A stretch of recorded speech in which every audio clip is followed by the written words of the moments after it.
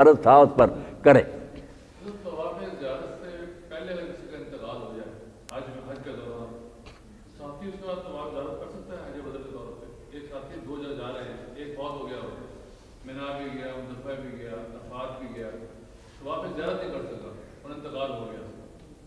اس کے بارے میں کیا مسئلہ ہے؟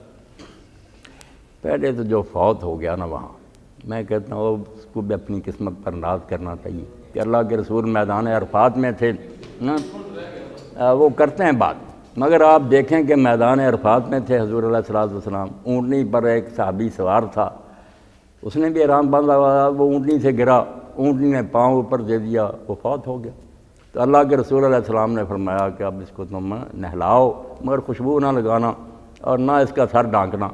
انہی چادروں میں دفن کر دو، فإنہ یبعث یوم القیامۃ ملبیا۔ یہ اسی طرح اپنی قبر سے لبیک کہتا وہ اٹھے گا۔ تو کتنے لوگوں کا دل چاہا کہ کاش ہم بھی یار آج فوت ہو جاتے،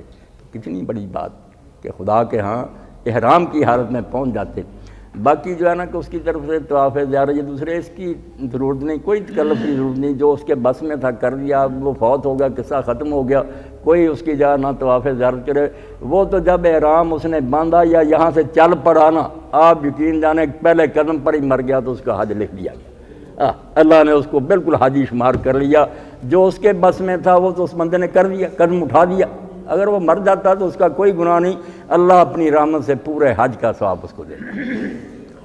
کہتے ہیں کہ حج بدل وہ آدمی کر سکتا ہے جس نے اپنا حج کیا ہو۔ ہاں کئی امام ایسا ہی کہتے ہیں کہ جس نے اپنا حج پہلے کیا ہو نا وہی کر سکتا دوسرے کی طرف سے، مگر امام ابو حنیفہ مالک کہتے ہیں کہ یہ نہیں، کوئی میں ان کی بات کو وزن نہیں سمجھتا کہ جو حج جس نے